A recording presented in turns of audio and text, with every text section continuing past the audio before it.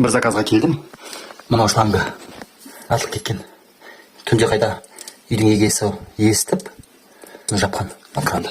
Мынау кран хотя жабылады екен. Жауып үлгеріпті. Міне енді шешіп алдық. Мен кеткен жерімнен жарылып кеткен. Жалпы мынау смеситель бренд емес қой. Жай ғана әдеттегісі. Мен келетін шлангілердің негізі ұзындықтары келіп тұрады.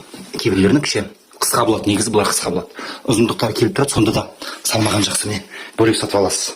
Бұның да мынаның бір түрі, тағы да бұдан сапалы түрлері де бар. Жалпы негізі шлангым жақсысын алған жақсы. Смеситель кетсе де үй потоп болмайды, шланга кетсе үй потоп болады. Шланга маңызды. Смесительден қарағанда шланга маңызды. Мен енді кесіп көрсеттім. Мына резеңкесі жұмсақ, мына қатты, қалың. Мынау жұқа. Сосын кескен кезде де мынау тез кесілді. Кәдімгі канцелярский пышақпен. Мынау енді біраз қарсылық көрсетті. Мынау осыны аласыз ғой. Міне шлангасы бірге жүреді.